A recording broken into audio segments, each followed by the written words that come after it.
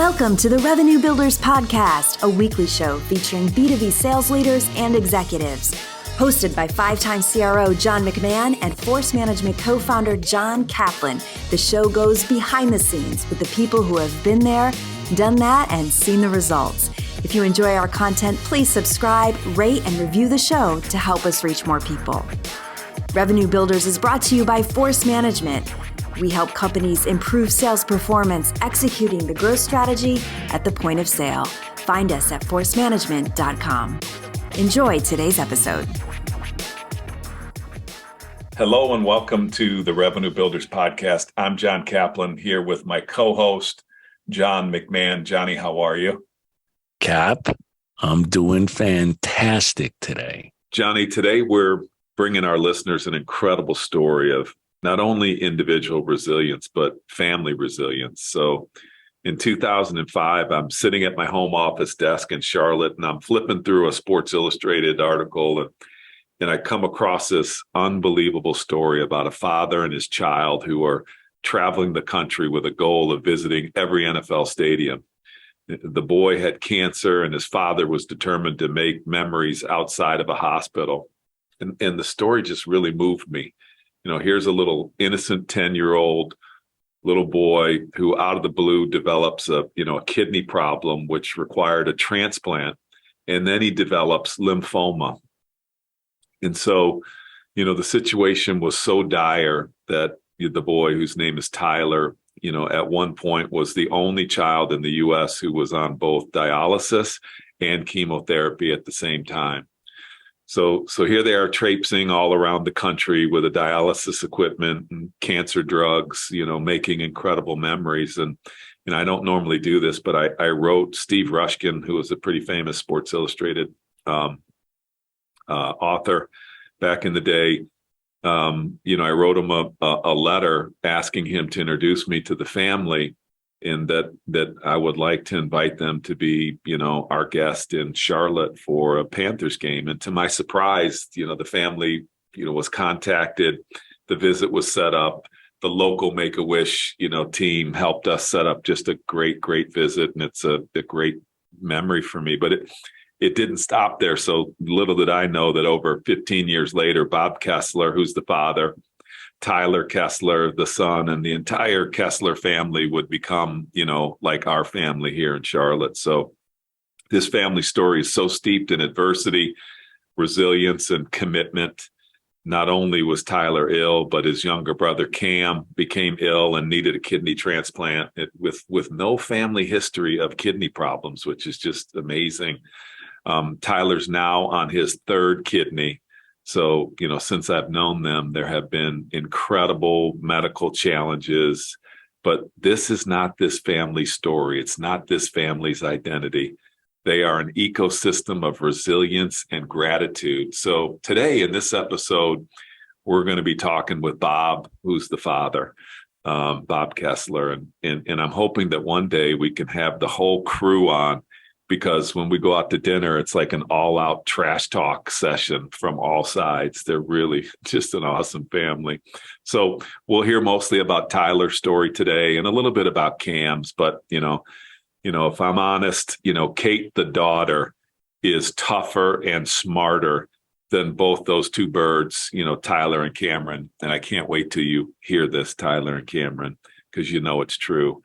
And someday I'd love for all of our listeners to hear from Colleen Kessler, the mom who has persevered the journey, and holds it all together for everyone. So it's really, really a cool story. And Johnny, when we started this podcast, we knew we were going to talk to sales and C-suite leaders, but we also wanted to broaden the conversation, highlight stories of resilience and motivation. And I think we did that really, really well on this one. So I know you really enjoyed the conversation with Bob as well. Share some of your thoughts with our audience. Yeah, Cap, too many people, I think, have a victim mentality. And Bob Kessler, his wife, Kate, and the Kessler family, they certainly don't know what that is. I was thinking back to when we just had Marcy Stout on, when we just had her recently on the podcast. She discussed playing above the line. And playing above the line means playing for your vision, so you live life as a victor instead of playing below the line, where you have a victim mentality and become a victim of the many things that life throws us on a daily basis. And then I think about Bob Kessler, his wife, Kate, their two sons, Tyler and Cam, their daughter, Kate. They had a constant whirlwind of things thrown at them that they had to face every single day for decades, but that never stopped the Kesslers from finding a way to give their family hope and strength and finding a way to be a victor and not a victim. So, Cap, I also go back to the Marcy Stout podcast because there's parallels here on what she discussed in the Kessler family. She also discussed how some people possess a limited mindset, versus having a mindset of abundance. And I think of how the Kesslers could have easily been drawn into a world of limitations, but their courage, their strength, their fortitude allowed them to fight through a gigantic set of limits placed on them and find a world that offered abundance and a set of memories that they'll share for a lifetime. So, Cap, what an incredible family and what an incredible story for our listeners. Yeah, Johnny, I really love those connections that you made to Marcy's podcast. And I'm really with you on that feeling of abundance and feeling of above the line is, I think, what we heard constantly. So it's a story about parental commitment and dedication to the family. It's a story of hope. And it's a story about resilience, not just about an individual, but a entire family's resilience. Please welcome our guest and my very, very good friend, Bob Kessler. Bob, how are you? Very good, John. Thank you very much for having me today. I'm really, really excited to have you. I'd like to introduce you to my really good friend, John McMahon.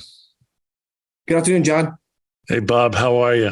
Fantastic story that our audience is going to hear today. So I'm pretty excited, and it's great to meet you. Likewise. So, Bob, the story is of you and Tyler and Cam and the whole family. It's such an incredible story, and one that can teach us so much about life lessons and perseverance and focusing on what matters most. And, you know, when thinking about how to prepare for this thing, it was such a difficult thing to figure out how to get started. So I thought maybe what we would do is just kind of lead the audience in. You know, you're an executive with Staples and Barnes and Noble, and your son Tyler gets diagnosed with an extremely serious diagnosis. Can you talk a little bit about the impetus for you to decide to go on this mission that you guys embarked on, and then we'll just dive into the mission and all the fun around that. But can you kind of get us grounded on the difficult stuff? Yeah, sure. So, I'll start with this. At 4 years old, Tyler was diagnosed with kidney failure, a complete surprise to us. No history of kidney failure in our family. And we worked hard through that. And I can remember the day that he had his first kidney transplant. He has since had 3. He's on his 3rd. But when the surgeon came in after the surgery and was telling us how great it went, and not to get too graphic, but he I remember this like it was yesterday. He said, as I connected the new kidney, I had the smell of urine, which is a very good thing when you're putting in a kidney transplant. Okay. And I remember after meeting with that doctor, frankly, I became a little bit, very aware of now what the future holds for Ty, which is lifelong medicines and lifelong concern from a medical point of view. At that point, we just, hey, let's get the transplant done. And now as I looked forward, I remember thinking, he's going to be, and they cautioned us, he's going to be in the hospital and he's going to be, monthly checkups and lab work and blood work. This is a lifelong situation. And my most immediate thought was, I do not, and my wife and I, we do not want Tyler growing up, his childhood memories to be of doctors and hospitals and blood sticks. So at that point, we're like, okay, our job is to, it's like a checking account, right? And every time you went to the doctor or the hospital, that was a withdrawal from great childhood memories.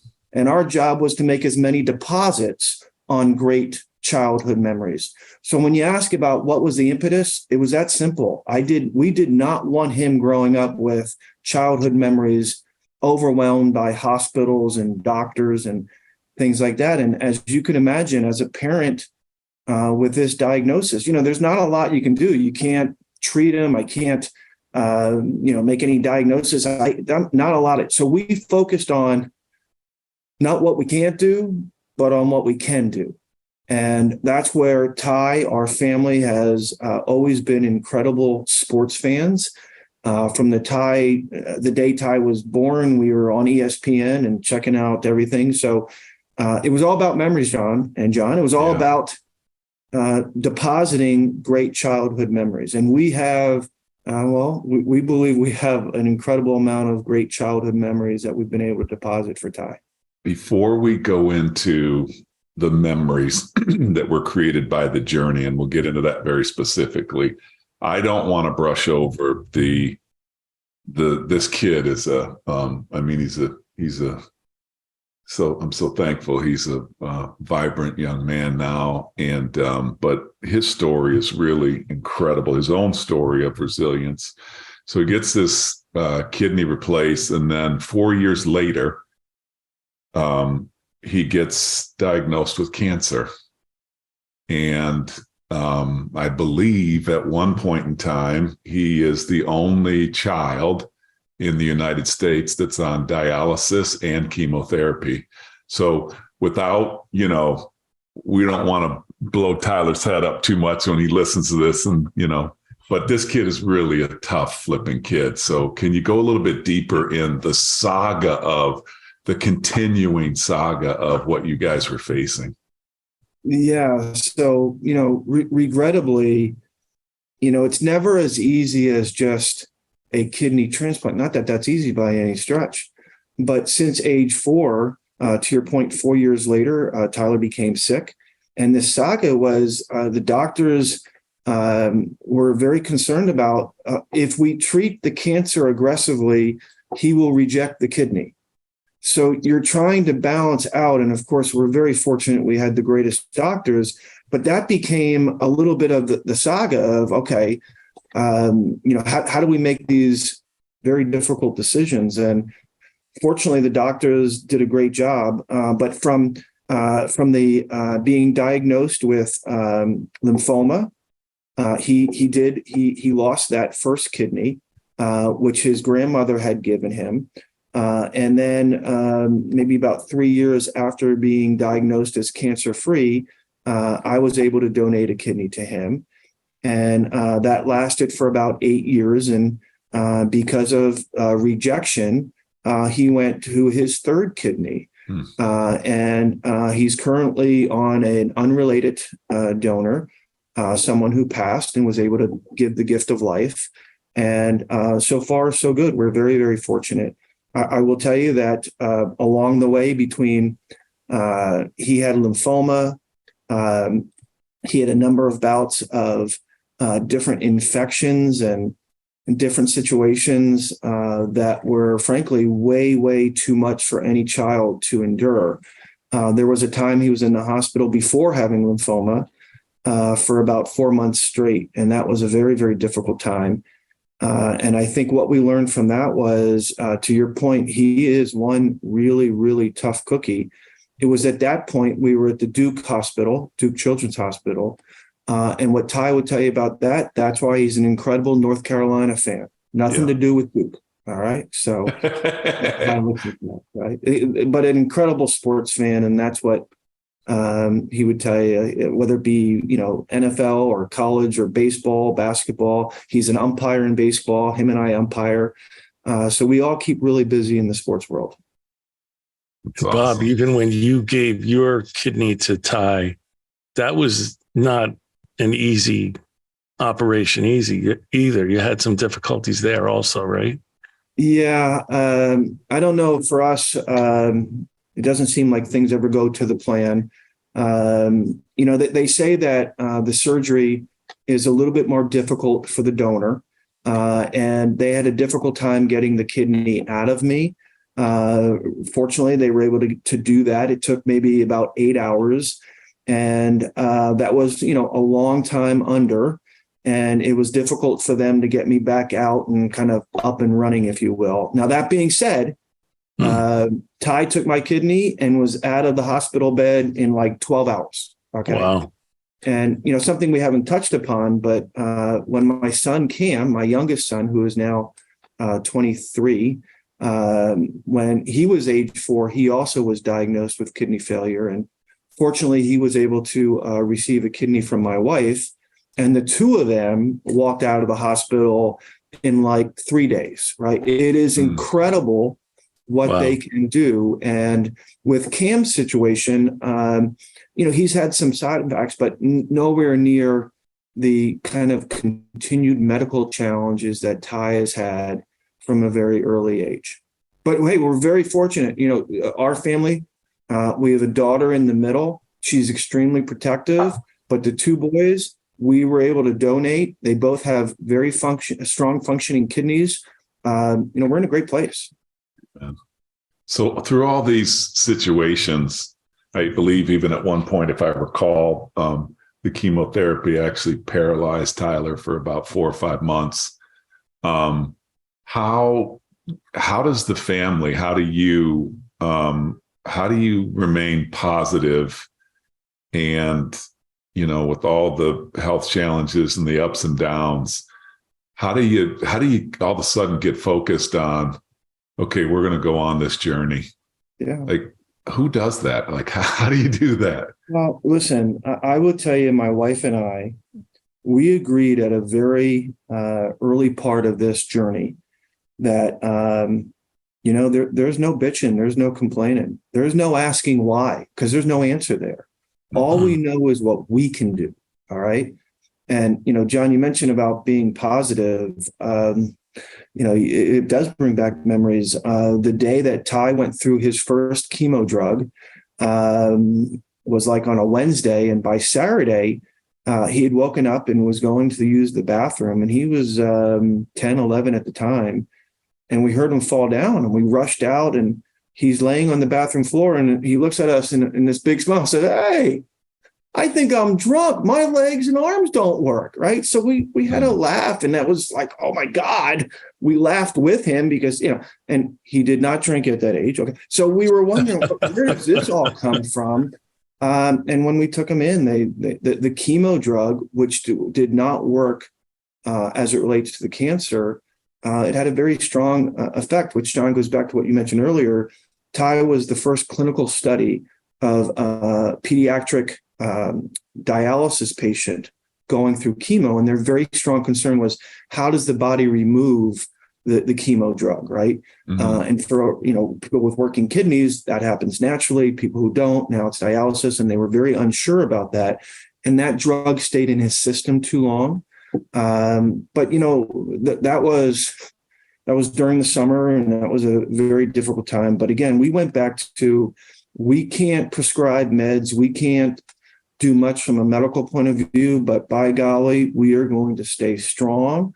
We're going to stay positive. One of the quotes of our family is, do your job. And we always trained our kids, do your job during this medical journey was be a great patient, do what they tell you to do, take the meds, rest and do all the things that you have to do to survive. Right. And by the way, when I had a medical stay in the hospital, don't think my 2 kids didn't come in and tell me. This was about, 10 years ago. And they looked at, you do your job, you're very quick to scold me and make sure I did what I was supposed to do to be a good patient. The other motto that we like is, whatever doesn't kill you makes you stronger. And I think our family right now is very blessed. We're very fortunate. And I think we're really strong for all that we've had to endure. And no doubt each of us as an individual, but also collectively as a group. Such an amazing family. I have so much enjoyed, meeting all of you and spending time with you and watching these kids grow up. And let's get into the fun stuff. So you make the decision. You don't want Tyler to have memories, and you're building. Actually, I believe you told me one time, like, John, if I'm going to go build memories, I want, you yourself wanted memories of happier times if, God forbid, something didn't turn out favorably. And so you go on this journey, and like, who came up with the idea to go visit stadiums? And so talk a little bit about that, and let's dig into the fun stuff about all of it. Yeah. So I remember Ty and I had some work down in Florida, and we went to a Dolphins game. This was probably about our fourth stadium, which happened kind of. And he's about what now at this time, 11? No, he's actually a little bit younger. He was probably about 8 or 9. Okay. So we started, about a year or two before he was diagnosed with cancer. But it was like, okay, we'll get to him when we get to him, right? And it was like maybe 1 a year. That went to about 12 a year. Okay. And so we were walking out of the Joe Roby Stadium in Miami, and Ty said, wow, this is really cool. I like, what do you think the best stadium is? Where's the best stadium to go to? And we agreed, well, we're going to get to them all. We're going to check them out, and then we're going to come to an agreement. What is the best stadium? So we've been to all the stadiums. I think there's exactly 2 that we have not yet been to that are brand new. So we've been to every new stadium since. Los Angeles, we got to get there, SoFi. And then also the Raiders Stadium in Vegas. So we've got to get there yet. And Dallas too. You were there, that new one. That's about 4 or 5 years old now. Yeah, listen, we're very fortunate. Our first visit to a Cowboys game was the old stadium. And I tell this story. Jerry Jones had read about Ty in Sports Illustrated. So he had called. I remember driving up the Pennsylvania Turnpike, and somebody calls me and says, can you hold for Jerry Jones? I'm like, okay, who's doing this? Who's on the line, right? Right. Jerry Jones gets on the phone and says, hey, Mr. Kessler, read all about you. And long story short, we'd like you to visit Cowboys Stadium. And I said, well, listen, we have our grand finale coming up. We have our last stadium, which ironically would be Ty's 16th birthday. And this was under the star. And Jerry Jones, he took Ty like he was his long lost best buddy. And Jerry Jones invited us down, and he took off his Super Bowl ring and put it on Ty, and Ty dipped down and took Ty pregame out to the middle of the field and was talking about the players and who's the best player and who we should keep. And that night they played the Eagles. We're from Philadelphia, right? Right. And Jerry Jones went far, far for us. And I think it was 2 nights later, Jerry had contacted Mark Cuban, and we went and we were a guest of Mark Cuban at the Dallas Mavericks game, which was incredible memories as well. But Ty stood on the Dallas Cowboys star with Jerry Jones and with the Super Bowl ring on his finger. And Jerry told us when we left that night, hey, we're building a new stadium. I'd like you to come out and check out the new one. So we've been to the new stadium as well. Guest of Jerry Jones. How about that? Wow, that's an amazing experience. What about, I have to ask you about one other one. What about the new one in Las Vegas? We have not been there yet, but we have to get there. They're almost building them so that you have to stay on this track. You're not kidding. We have to get to that one. Would love to get there. We did go see the Raiders out in Oakland. And I will tell you, if you haven't been to an Oakland Raiders game, some of the scariest but friendliest fans you'll ever see, with all the costume and the makeup. And we, by the way, that was on the train going over to the stadium, right? In the stadium, it was fabulous. We saw the Raiders and the Packers many, many, many years ago. And I often tell people, name a stadium, and I say this very humbly, but name a stadium and something special, something unplanned, something memorable happened at that stadium. And that's the way our journey went. And I really believe God was watching us and God was taking care of us. And maybe the best example of that is when we went to a Panthers game. John, I don't know if you remember this. when they played the St. Louis Rams in a playoff game, longest NFL playoff game. Yes. We were there. And, this is a playoff game, so tickets are expensive. We scalp our tickets. That's kind of the way this works. And we met a scalper on the street 2 hours before the game. And I'm telling you for sure, the scalper looked at me and my son, and he gave us an incredible deal, like $50 per ticket on the 40-yard line. And he just knew. And I don't know, people just knew. And how fortunate were we? The other part of that story is, every NFL stadium we went to, our tradition was we went to the best steakhouse in town. So we were at a great steakhouse in St. Louis. We actually met Peyton Manning in St. Elmo's, the best steakhouse in Indianapolis. That's a great story. But name a stadium, we have something unplanned, something incredible that happened for us. So, Johnny, I can't believe you're not asking him about the Patriots visit. Johnny's a huge Patriots fan. Not yet. What I did, Bob, was that you and Ty many times would just make your way over to the players' bus. No one would, for some reason, no one ever really seemed to stop you. And that's how you and Ty got to meet so many of the players. I have to be careful because I don't want to go all the tip. But I remember one time in Atlanta, we watched the Rams play the Falcons in a playoff game. This was the older Falcons stadium. What a great story. After the game, Ty was a big Rams fan at that time. And, we walked down towards the buses, and there was a security guard in a yellow jacket. And we walked up, and I think I said something like, "Hey, we're from Sports Illustrated. He's my assistant. We're writing a story on the buses that teams something." And the woman looked at me, and she looked at Ty, and, "Can I get a hug from him?" I said, "Sure." So Ty, and she said, "Go ahead. You never saw me," or something like that. So we go in, and we're just mingling with the Rams. And Torrey Holt, a great wide receiver with the Rams from years ago. Ty went up to him and was talking to Torrey Holt. And here's Torrey Holt having a conversation with a 10, 11-year-old. And Ty said, "Yeah, hey, what's your favorite stadium?" "I'm going, me and my dad are going to the mall." I said, "Really?" And I said, "Yeah, Ty's going through some tough times with chemo. And, I'm sorry. But Torrey Holt picks up Ty and in front of everyone says, 'Hey, this is my hero right here.'" And I always asked, of all the people you met, of all the experiences, what was the best, your favorite? And he says that, and it's a great testament to, it's not what you say, it's how people make you feel. And Torrey Holt made Ty feel like $1 million. He was his hero, right? And then as the story goes, when we go to Detroit and the Rams are playing there, we always kind of hang out in the visiting team area. That's much easier than the home team area. Torrey Holt sees Ty, and somebody tells Torrey, "Hey, there's a kid that you've met before." And Torrey goes up, lifts him up again, and says, "Oh, you're here another year. Where are you going? And what's your favorite team?" And takes off his jersey and gives it to him. Wow. Torrey Holt remembered, right? Yeah. So those are the kind of experiences that we've been very blessed to have.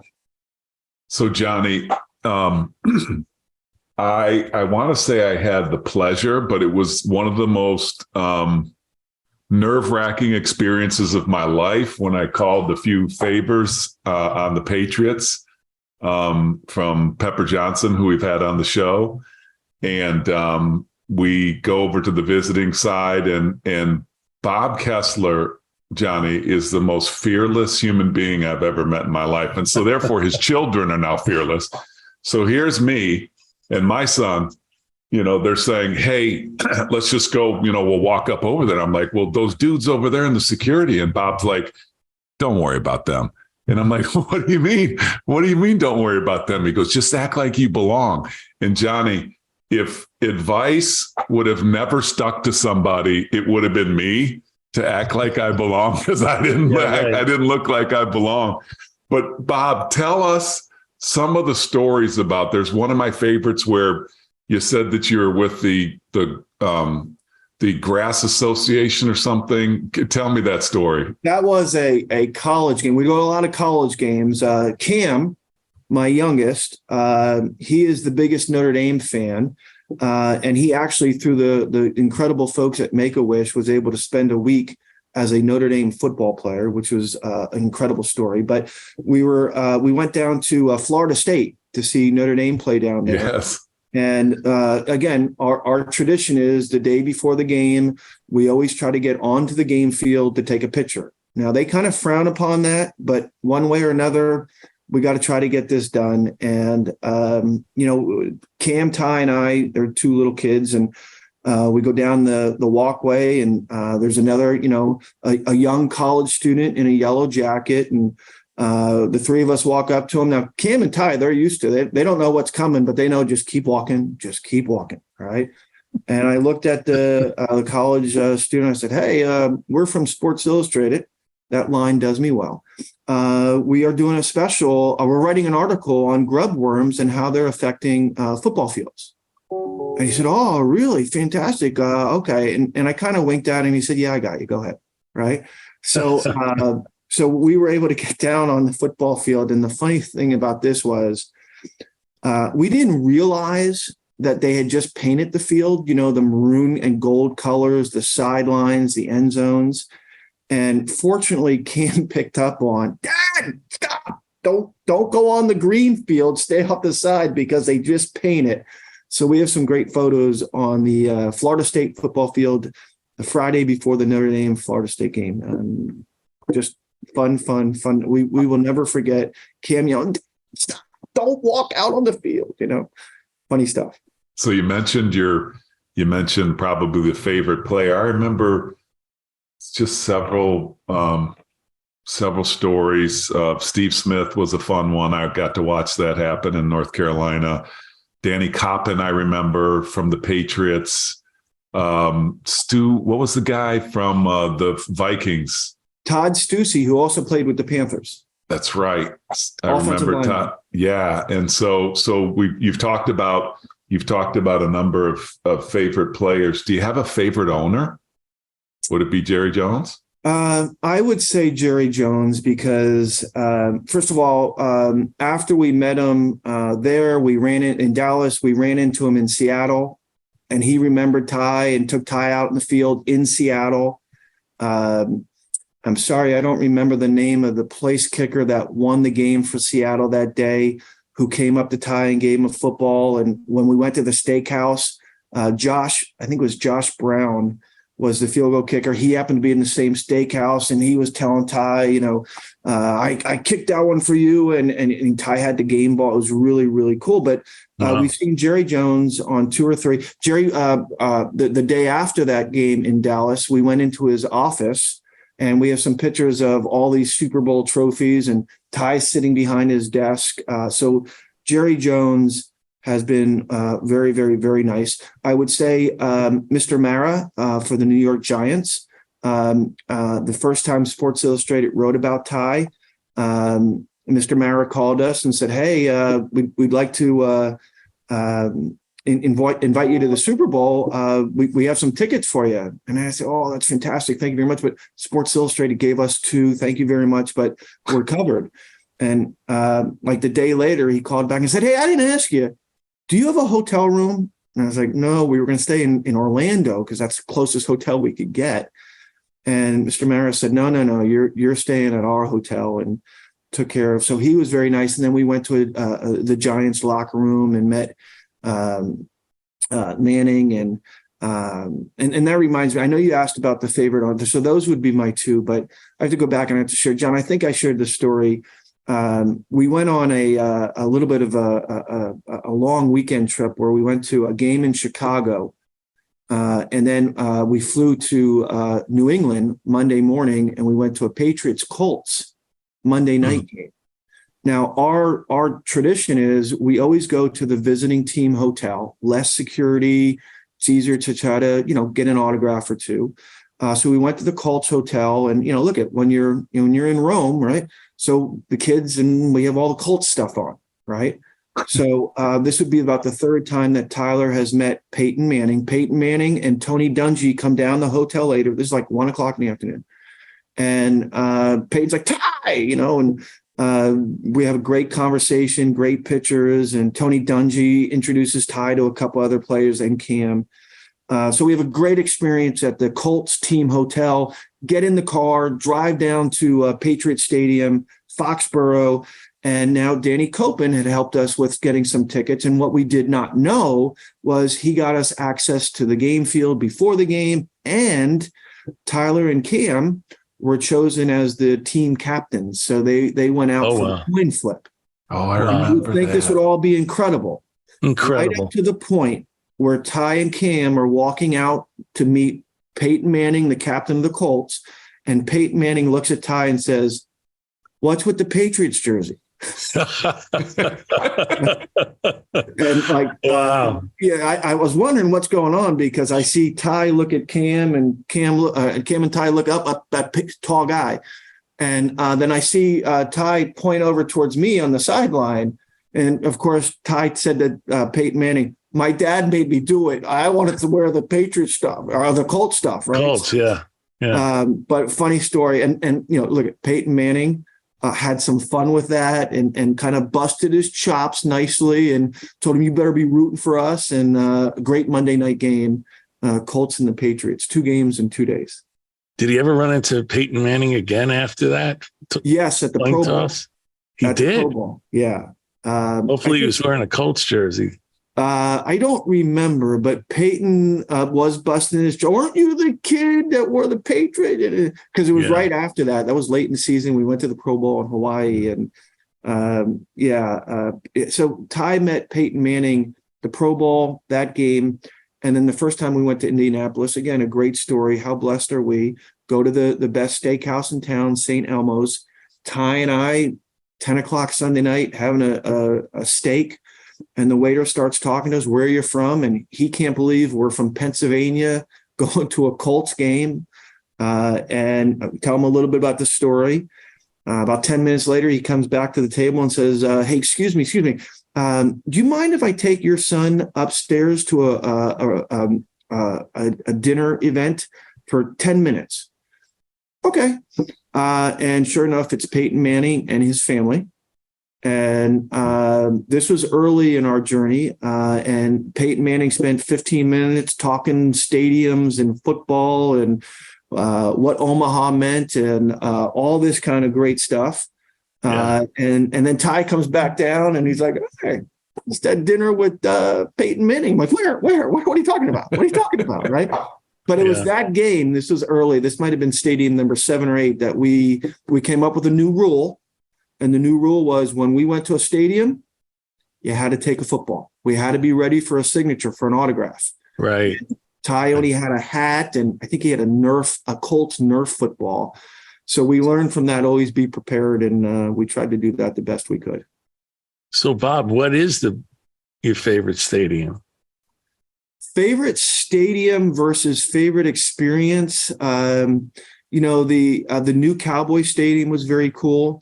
I think maybe the best overall experience, I don't know if you guys have been to Seattle, the stadium, the 12th man, Ty was selected to run the game ball out for the kickoff before game. He had a big Seattle jersey on, it was way too big, number 12, 12th man. The crowd went incredible as he ran the game ball out to the field. And but the best experience was the day before.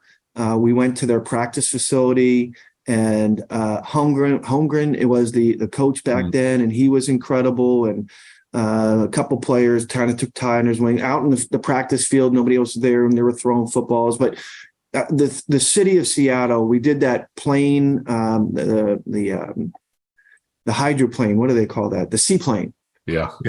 Out around Mount Lanier and the city and the fish market. And we had an incredible stay out there, and went to the steakhouse and ran into Josh Brown, game-winning field goal. How does that happen, right? How does that happen? I think someone was really helping us. Thank you. Didn't you guys also do a John Madden? Didn't he get to meet John Madden and go on the bus? Yeah. So, another great story.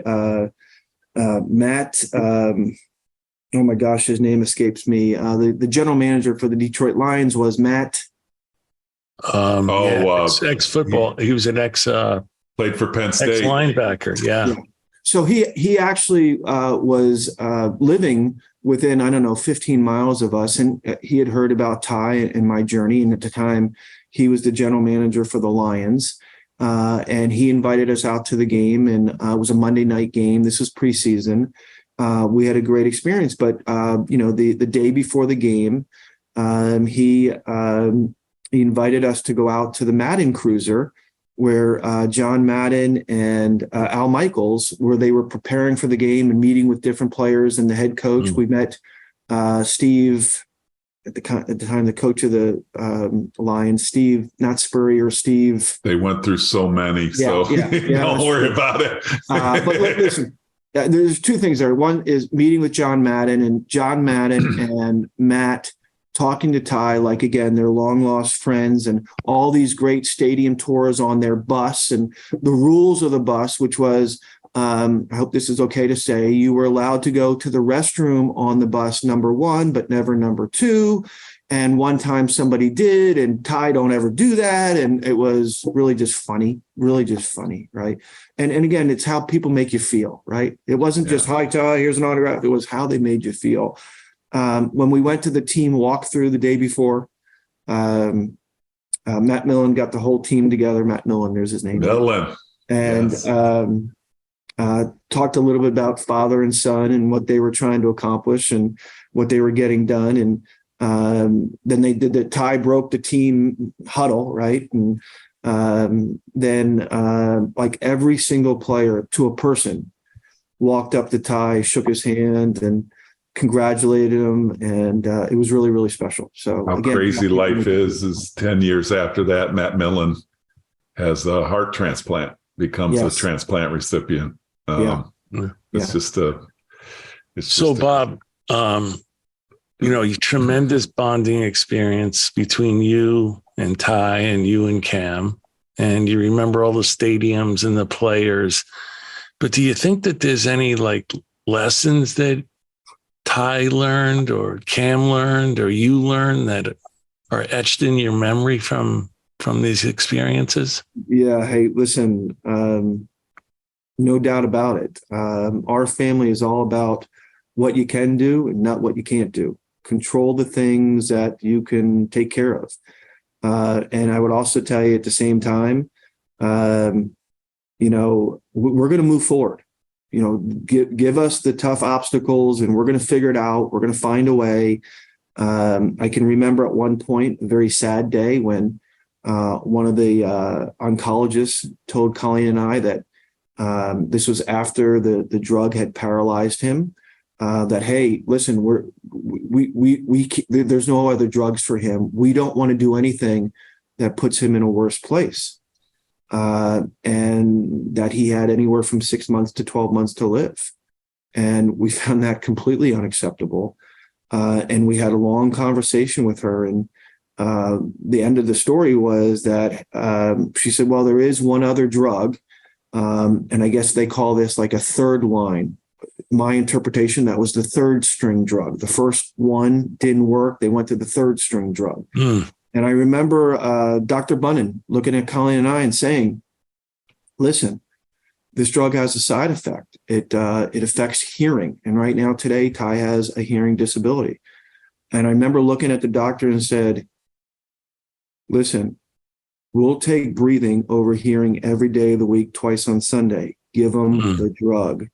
And we knew, I don't know if they can prove this in the medical science world, but we knew that night and that next day, he didn't have fevers. We knew it was working, and it worked. And about a year later, we discovered that he had some hearing challenges, which he has some hearing aids. But what we learned through all this was, control. Don't be a victim. Be a victor, right? Take control. Do what you can do. I shared with you earlier. Look at. Whatever doesn't kill you makes you stronger. And we really believe that we are all very, very strong because of all this. And that's something that, will live with us for a long, long time. So where's Ty and where's Cam today? Yeah. So, we used to live in Pennsylvania. We've recently moved down here to North Carolina. We are just outside of Statesville, North Carolina. Ty recently graduated from Universal Technical Institute, which is where I work currently. And he is a auto technician. He's working at a local dealership. He really, really, really enjoys it. He's always loved working with his hands and fixing things. And this is what he does really well. And I will tell you, listen, with all that he's endured through the drugs, and I can remember going on these trips, and my wife would give me what seemed like just endless bottles of medicines for the two of them. Some were the same, some were different. Some got 2, some got 3, right? And I would go a little bonkers making sure that, hey, I got to get this right. But the point was there were so many. I think at one point Ty was on 38 meds a day. And all those things, they lead you to do what you got to do, right? And that's what we've learned through all this. We also have another Kessler motto in our family, which is nobody cares about the storms or weather, just bring the ship in. And for us, the ship has always been stay strong, keep breathing, do what you need to do.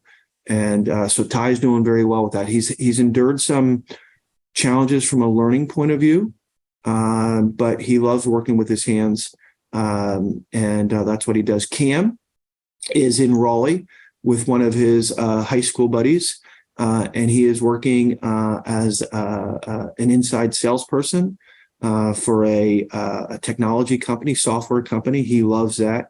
Cam is the one. Cam is, John, you've met Cam.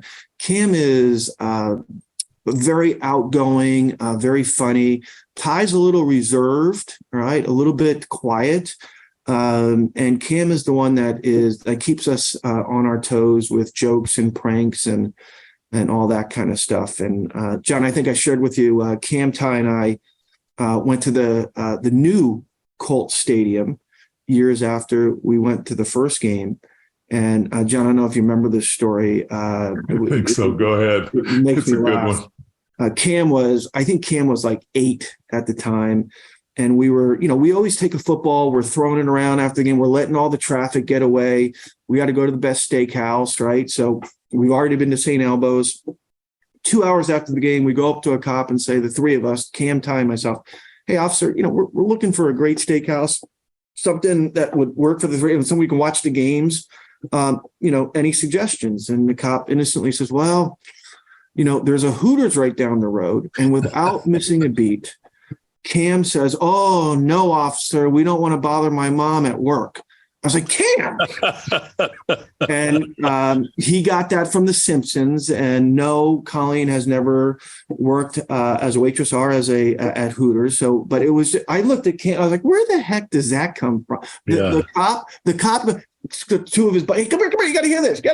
Ask this kid, right? And it was just so Cam keeps us laughing for sure. One of the blessings, Bob, of your story is an unbelievable family support system. The kids have recovered. They're thriving.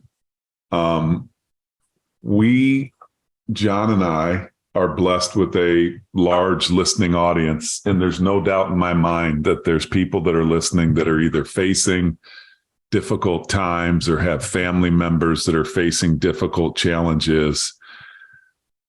I know how strong your family was, but do you have advice for people that are going through medical challenges on being able to plug into support communities do you have any advice around that? Like, not to be isolated and get connected to communities. I don't know the question I'm asking, but I think there's a question in there which might help families just kind of find other families that are going through things.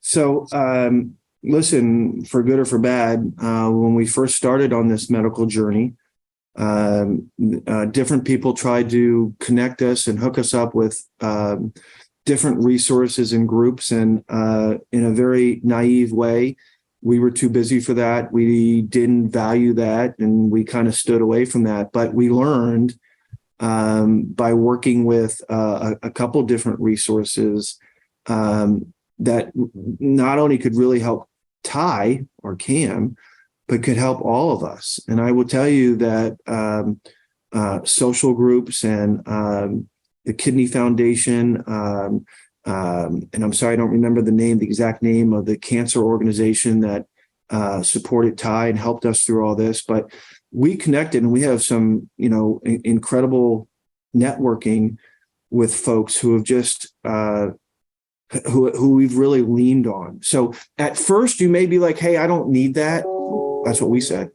But give it a shot and try to network and learn from others. We learned a lot from families who have gone through, you meet families in the hospital who are going through similar challenges, some worse, right? And we've learned a lot by observing and talking to folks and sharing our story and, what's the best way to work through all these challenges. That being said, I don't think anyone's been stronger than our faith and with church. And, I'm thinking about Father Tom up in Pennsylvania, and many of our priests have been right there with us and have been a great support to Colleen. I know when I went through my medical challenge, Colleen often says that the biggest challenge when I was in a coma for about 10 days was that in all the previous medical challenges we had, it was always her and I together figuring this out, getting it done. And now she was on her own with me in a coma. And she will tell you that going to church and working with different groups at the church and our priest was insurmountable. Couldn't have gotten through without that. What a strong woman Colleen must be. We haven't spoken much about her, but boy, you have an amazing partner there for sure. Amazing wife. So I tell people all the time, she is the strength. She figures things out, and she does not have a medical education. I know when I was in the hospital and the doctors were talking about different challenges that I was having, and she would make suggestions. She was asking them, well, could you do what they did for Ty when he had, it would go through the abdomen. And I remember the surgeon looking at her and saying, no, that won't work, but I'm completely surprised and impressed that you knew enough to suggest that. But thank you for suggesting. So she's been through so much. And I would tell you, the biggest problem that I have with all this is really two things. One is, can you imagine being 10 years old, Cam or Ty, and worrying about going to your next doctor's visit, that it could be really serious? Like kids shouldn't have to worry about stuff like that. And I knew that this stuff weighed on Ty and Cam. They knew they had a significant challenge. And the second thing is that my wife had to endure all this. She had to see me in a coma, and it wasn't looking good for a couple of days, and she had to deal with that all by herself. The medical situation that I went through meant nothing to me. I say that kind of, but for what she went through, that's what angered me the most. She had to endure through that. Just not fair. So Johnny, I'm about 10 or 12 years into this relationship, and I'm at a reunion in Boise, Idaho with my buddies at a Boise State game. And I'll never forget it. I'm on the back deck and I get a phone call from Colleen. And I normally don't get a phone call from Colleen. I know Colleen, and but her number comes up and I answer the phone, and not in a million years would I guess what she was going to tell me is that we're losing Bob. Wow. And I'm on the phone with my buddies, or we're joking on the back of this deck, and I have to step away from this thing. And I have to tell you, it was such a kick in the stomach. It was not, there's no possible way I could be getting this phone call. It's like, I thought it was going to be about Tyler or Cam. So I was mentally kind of preparing myself for that. And it was strange while I was getting the phone call from Colleen. And then she tells me, and then the journey of the next 10, 15 days or what have you was just unbelievable. But the resiliency, Johnny, of this family, and just talking, I mean, Colleen, I think she was looking for support from me. She wound up, I was baggage. She wound up supporting me over the next 10 days as I was calling all the time and asking about my friend. And what an incredible, incredible woman she is. And just what a blessing I know she is to your family. Yeah, she has been the key ingredient for all of us getting through this. John, you mentioned that on the tail end of that hospital experience, when I finally came to, I love sharing this story. When I came to, I wasn't in a great place in my mind. I thought everyone was trying to kill me. I didn't realize I was in the hospital, and the nurses would come in every day and ask me, what's your name? They were trying to gauge if I was back with them, and they would ask me my name and my age, date of birth, things like that. And on one Saturday, like 4 or 5 nurses had come in and were grilling me with it. And I thought they were trying to kill me. So I was like, I'm not playing here. Okay. So at the end of the day, I see Ty and Colleen at the end of the bed, and they're talking to a nurse, and the nurse says, Mrs. Kessler, he's really drugged out, and he's not sure where he is. We've asked him his name 5 times, and he doesn't know his name. And Colleen looks at Ty and looks at the nurse and says, well, what names is he giving you? And Colleen says, well, let's see. There was Don Shula. There was Dick Vermeil. Let's see. There was, and I named off like 5 head coaches. And Colleen doesn't know, the nurse doesn't know, but Ty goes, wait a minute. Those are 5 NFL coaches. And the 3 of them look at me, and I look at Colleen and go, they're trying to kill me. I'm not giving them my real name, right? So it was really funny that, I came up with 5 NFL coaches to try to confuse them, right? Right, yeah.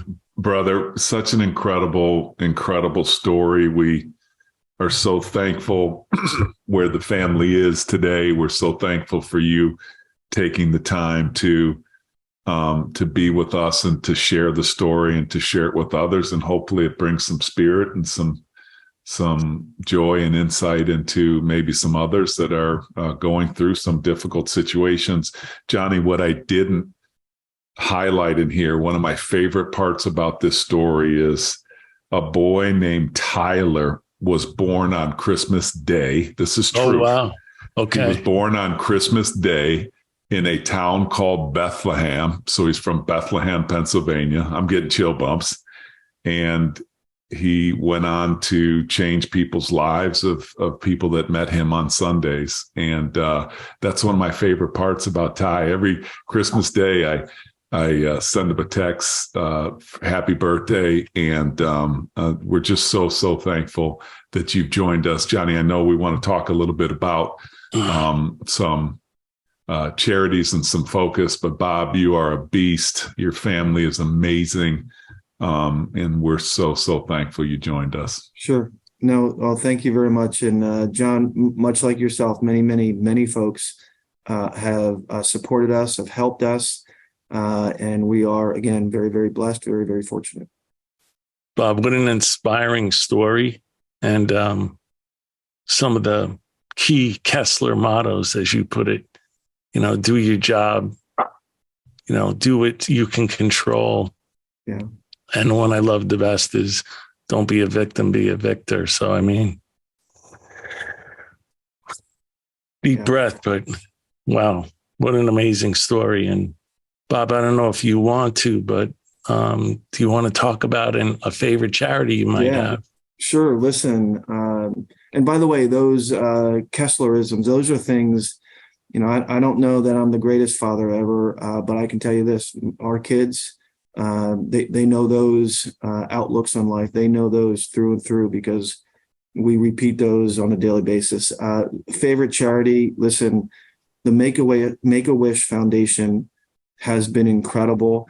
I shared with you that Cam was very fortunate. He was able to spend almost a week with his heroes, with the Notre Dame football program. Brian Kelly introduced him to the entire team. And then they had Cam speak to the whole team, and he wasn't prepared. He wasn't ready for that. So he talked about, well, hey, we got to work hard at practice, and when Saturday comes, that'll be the easiest day of the week because we're going to beat these guys like you never. And the place went crazy. I'm like, what the heck did he? This was on the cuff. This was on the cuff. We're going to work hard, and the game will be easy, and we're going to beat. It was incredible. It's probably better that it was on the cuff. Probably came out more, with more passion and more feeling, right? Yeah. So that was very, very fun, and spend a couple. Look at for Ty and Cam, the whole idea of belonging, being part of something, which is please don't ever underestimate that, and part of a family. Part of an organization, part of a team. Please don't ever underestimate that. But the fine folks from Make-A-Wish for Ty, which was a Disney World trip, which was second to none. And for Cam to be part of the Notre Dame football program was outstanding. So Make-A-Wish. Okay, we're going to put that in the show notes. Fantastic. And Bob, once again, thanks for joining us. I'm sure our audience has been touched. I know that I am. And with your inspiring story of everything that your family went through. So thank you again. No, thank you very much. Listen, gentlemen, Rachel, have a incredible day. Have a great day. And thank you very much. Thank you to listening to Revenue Builders. Thanks for listening to today's episode. Be sure to check us out at forcemanagement.com.